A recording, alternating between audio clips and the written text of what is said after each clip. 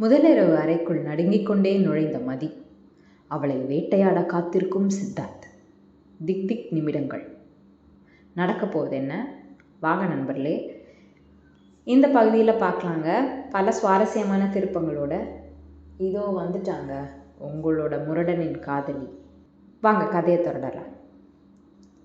இரவின் நிசப்தத்தை கிழித்து கொண்டு அந்த பிரம்மாண்ட பங்களாவின் ஜன்னல் வழியே அதிகாலை சூரியனின் முதல் கதிர் உள்ளே நுழைந்தது. ஆனால் அந்த அறையின் உள்ளே இருந்த சூழல் அந்த விடியலின் அமைதிக்கு முற்றிலும் மாறாக இருந்தது. மதி படுக்கையின் ஒரு ஓரத்தில் தன் முழங்கால்களை கட்டிக்கொண்டு விடிய விடிய தூங்காமல் அமர்ந்திருந்தாள். அவளது கண்கள் அழுது அழுது வீங்கி போயிருந்தன. கட்டிய பட்டுப்புடவை கலைந்து தலைமுடி அவிழ்ந்து ஒரு போர்க்களத்தில் தோற்றுப்போன கைதியைப் போல அமர்ந்திருந்தாள். அவளுக்கு சில அடிகளுக்கு அப்பால் அந்த பெரிய மரக்கட்டிலில் எந்தவித சலனமும் இல்லாமல் படுத்திருந்தான் சித்தார்த். அவளது பார்வையில் அவன் ஒரு கணவனாக தெரியவில்லை. தன் வாழ்க்கையையும் தன் குடும்பத்தின் நிம்மதியையும் ஒரே நாளில் சூறையாடிய ஒரு அசுரனாகவே தெரிந்தான். நேற்று இரவு நடந்த அந்த பயங்கரமான வாக்குவாதம் அவளது நெஞ்சில் இன்னும் ரணமாக குத்தி கொண்டிருந்தது. சரியாக காலை 5 மணிக்கு அலாரம் அடிக்காமலேயே சித்தார்த்தின் கண்கள் திறந்தன. அவன் படுக்கையிலிருந்து எழுந்து அமர்ந்தபோது அவனது கம்பீரமான தோற்றமும் கராரான முகபாவனையும் அப்படியே இருந்தன. நேராக குளியலறைக்கு செல்ல முயன்றவன் ஓரத்தில் சுருண்டு அமர்ந்திருந்த மதியை கண்டு ஒரு நிமிடம் தன் நடையை நிறுத்தினான். அவனது கண்கள் அவளது கலந்த தோற்றத்தையும் வீங்கின முகத்தையும் உற்று நோக்கின. ஆனால் அவனிடம் எந்த ஒரு குற்ற உணர்ச்சியோ இரக்கமோ பாசமோ துளி கூட வெளிப்படவில்லை. இன்னும் எத்தனை நாளைக்கு இப்படி முகத்தோட இருக்க போற? எழுந்து கிளம்புற வழியப்பார், பாட்டி உன்னை கீழே தேடுவாங்க என்று கராரான குரலில் சொல்லிவிட்டு அவன் குளியலறைக்குள் சென்று கதவை சாத்தினான். அவன் பேசிய விதம் மதியின் எஞ்சியிருந்த பொறுமையையும் சோதிப்பதாக இருந்தது. மிருகம், உனக்கெல்லாம் மனசுன்னு ஒன்று இருக்கவே இருக்காது என்று மனதுக்குள் சாபமிட்டபடி தன் கண்ணீரை துடைத்து கொண்டு அவளும் எழுந்து நின்றாள். தூங்கும்போது மட்டும் மனுஷ மாதிரி இருக்கான், முழிச்சா மிருகமாயிடும் என்று மனதிற்குள் முணுமுணுத்தபடி மதி குளிக்க சென்றான். 1/2 மணி நேரத்தில் குளித்து முடித்து ஒரு சாதாரண பருத்தி புடவையில் சமையலறைக்கு வந்தாள். அவளை கண்டதும் சமையல்காரர் மாரியப்பன் பதறினார்.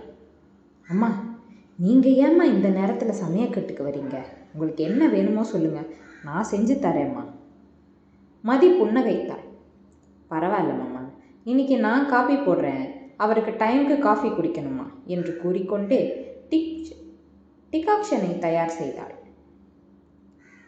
கீழே ஹாலில் சித்தார்த்தின் பாட்டி ஜானகி அம்மாள் பூஜை அறையில் விளக்கேற்றி விட்டு அமர்ந்திருந்தார். இந்த ஒட்டுமொத்த குடும்பத்திற்கும் அவர்தான் அச்சாணி. சித்தார்த்தின் முரட்டுத்தனத்தை அடக்க மதியால் மட்டும்தான் முடியும் என்று முழுமையாக நம்பியவர் அவர்தான். மதி மெதுவாக படிகளில் இறங்கி கீழே வந்தாள். அவளது முகம் வாடியிருப்பதை ஜானகி அம்மாள் கவனித்து விட்டாள். வாமா மதி, என்ன ராத்திரி சரியா தூக்கம் இல்லையா? முகம் ஒரு மாதிரி இருக்கு என்று பாசத்தோடு மதியின் கைகளை பற்றி கேட்டாள். மதியின் தொண்டையை அடைத்தது. நேற்று இரவு தன் அறைக்குள் நடந்த நரகத்தை எப்படி இந்த முதியரிடம் சொல்வது? இல்லைங்க பாட்டி, புது இடம் இல்லையா, அதான் கொஞ்சம் தூக்கம் வரல என்று பொய் சொன்னாள். அதெல்லாம் பழகிடும்மா. என் பேரன் கொஞ்சம் கரடு முரடானவன் தான், ஆனால் அவனுக்குள்ள ஒரு நல்ல குணம் இருக்கு. அதை நீதாம்மா வெளியே கொண்டு வரணும். இன்னைக்கு நீங்கள் 2 பேரும் ஜோடியாக நம்ம குலதெய்வம் கோயிலுக்கு போய் அர்ச்சனை பண்ணிட்டு வரணும். அதுக்கு தான் நான் ஏற்பாடு பண்ணியிருக்கேன் என்றார் பாட்டி.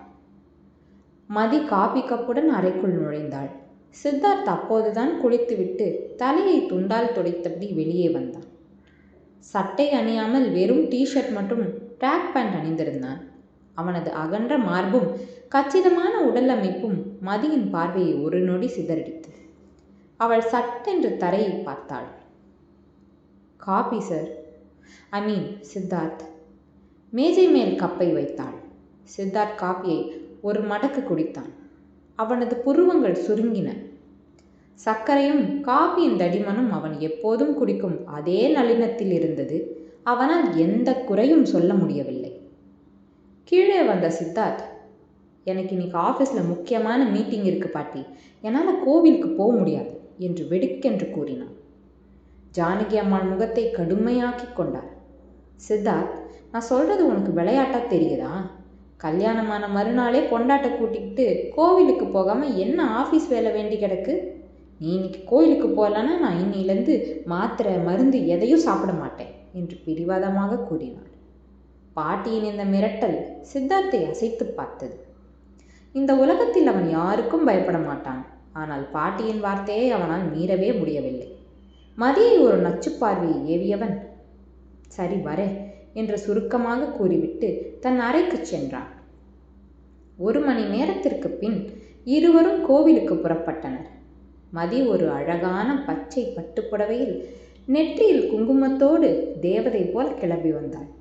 சித்தார்த் ஒரு வெள்ளை நிற குர்தா மற்றும் பைஜாமாவில் பக்கா பாரம்பரிய தோற்றத்தில் இருந்தான். ஆனால் காருக்குள் இருவருக்குள்ளும் ஒரு வார்த்தை கூட பரிமாறப்படவில்லை. கார் கோவிலை அடைந்ததும் இருவரும் உள்ளே சென்றனர்.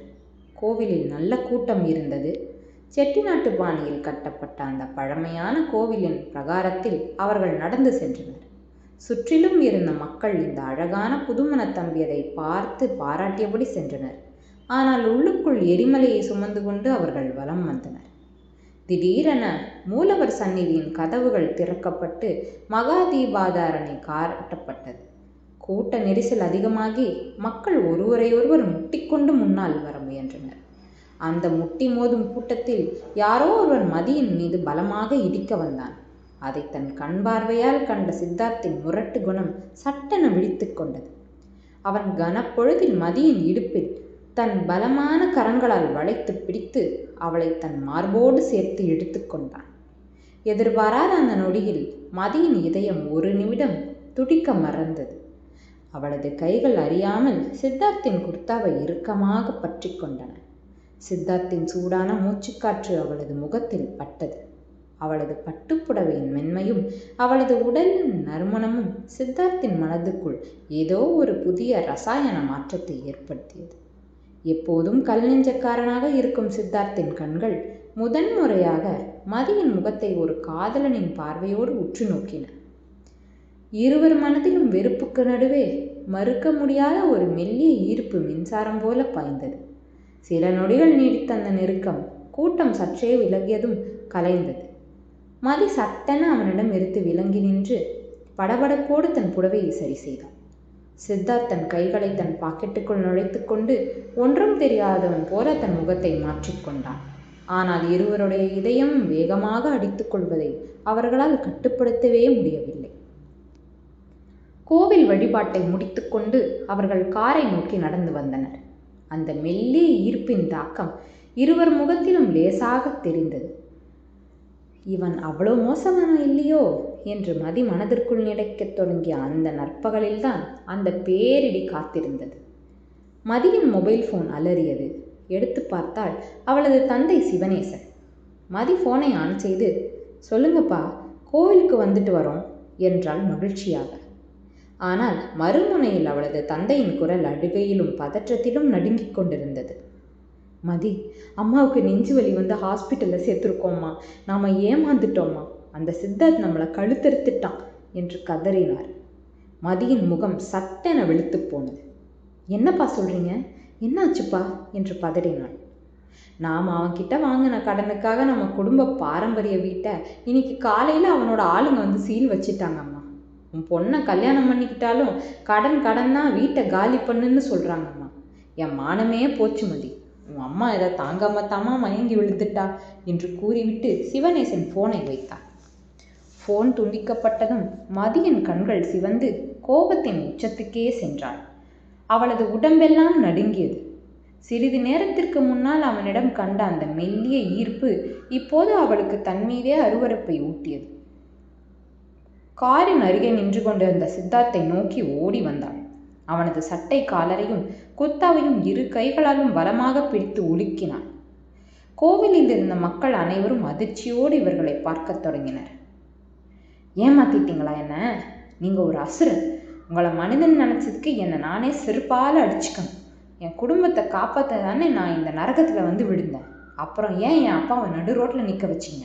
என் அம்மா ஹாஸ்பிட்டலில் உயிருக்கு போராடுறாங்களா மிருகமே என்று ஆத்திரத்தில் கத்தினான். அவளது கண்ணீர் அவனது கன்னங்களை நனைத்தது. சித்தார்த் அவளது கைகளை தன் இரும்பு பிடியால் விலக்க முயன்றான். ஆனால் மதியின் கோபத்தின் வேகம் அதிகமாக இருந்தது. என்னை தொடாத, உன்னோட பணத்திமுறையும் இந்த முரட்டுத்தனியத்தையும் என் குடும்பத்துக்கிட்ட காட்டின, உன்னை நான் சும்மா விட மாட்டேன் என்று கத்தினான். சித்தார்த்தின் முகமும் இப்போது கோபத்தில் சிவந்தது. அவன் அவளது கைகளை தட்டிவிட்டு அவளது தோள்களை இறுக்கமாக பிடித்து, ஏய், என்ன நடக்குதுன்னே தெரியாம என் சட்டை மேலே கை வைக்காத.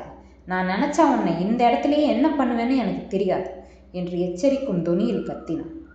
பண்ணுடா, என்ன வேணாலும் பண்ணு, ஆனா ஒன்று நினப்பில் வச்சுக்கோ, உன்னை என் வாழ்நாளில் நான் மன்னிக்கவே மாட்டேன் என்று சொல்லிவிட்டு மதி அவனது காரில் ஏறாமல் அங்கிருந்த ஒரு ஆட்டோவை பிடித்து தன் பெற்றோர் இருக்கும் மருத்துவமனை நோக்கி வேகமாக பறந்தான். சித்தார்த் கோவிலின் வாசலில் ஒற்றையாளராக நின்றிருந்தான். அவனது கண்கள் கோபத்திலும் ஏதோ ஒரு புரியாத குழப்பத்திலும் கனன்று கொண்டிருந்தன. அவன் உடனே தன் பிஸ்னஸ் மேனேஜருக்கு ஃபோன் செய்தான். ஹலோ, சிவனேசன் வீட்டுக்கு யார் சீல் வச்சது? நான் உன்னை அடுத்த வாரம் பார்க்க சொன்னேனே, இன்னைக்கு ஏன் அங்கே போனீங்க என்று கர்ஜித்தான். மறுமுனையில் மேனேஜர் பயந்து நடுங்கியபடி ஏதோ விளக்கம் சொன்னான். ஆனால் சித்தார்த்தின் மனதில் மதி தன்னை மிருகம் என்றும் அசுரன் என்றும் சொன்ன வார்த்தைகள் சம்மட்டியால் அடிப்பது போல கேட்டுக்கொண்டே இருந்தன. அடுத்த நொடி அங்கே என்ன நடக்கப் போகிறது? சித்தார்த் மதியின் அம்மாவை காப்பாற்ற மருத்துவமனைக்கு செல்வானா? அல்லது அவளது கோபத்தால் தன் ஈகோ பாதிக்கப்பட்டு அவளை மேலும் சித்திரவதை செய்வானா என்பதை அடுத்த அத்தியாயத்தில் பார்ப்போம் நண்பர்களே. அதுவரை கொஞ்சம் காத்துருங்க. மறக்காமல் நம்ம சேனலுக்கு சப்ஸ்கிரைப் செஞ்சுருங்க. ரொம்ப நன்றி நண்பர்களே.